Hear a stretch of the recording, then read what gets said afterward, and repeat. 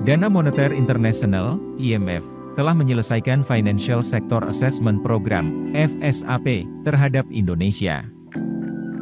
Hasil asesmen tersebut menunjukkan bahwa perekonomian dan sektor keuangan Indonesia dalam kondisi yang tangguh dan resilient. Dalam laporannya, IMF menyebut utang pemerintah masih rendah, yang mencerminkan bahwa komitmen untuk menjaga penyangga fiskal yang kuat. Sementara basis investor untuk utang pemerintah telah bergeser ke sektor domestik. Pada tahun 2023, Indonesia membukukan surplus anggaran primer pertamanya dalam lebih dari 1 dekade. Kemudian, risiko keberlanjutan utang juga terkendali dengan baik, di mana rasio utang pemerintah tercatat 39,6% dari produk domestik bruto (PDB) pada tahun 2023, atau lebih rendah dibandingkan negara-negara lain.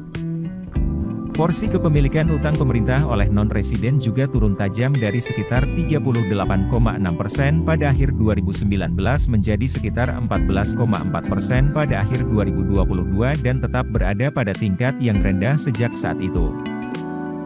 Hal ini telah mengurangi risiko rollover namun juga memperketat hubungan antara bank pemerintah dan bank umum, tulis IMF dalam laporannya.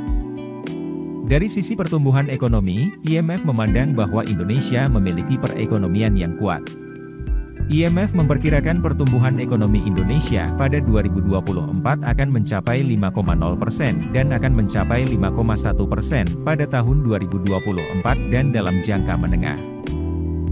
IMF menilai bahwa di tengah kondisi lingkungan eksternal yang menantang, kebijakan-kebijakan yang diambil oleh pemerintah telah menurunkan inflasi sambil mempertahankan pertumbuhan kredit untuk mendukung perekonomian. Di sisi yang lain, utang rumah tangga terhadap PDB tetap rendah meskipun telah pulih dari penurunan di era pandemi, dan tingkat pengangguran telah menurun.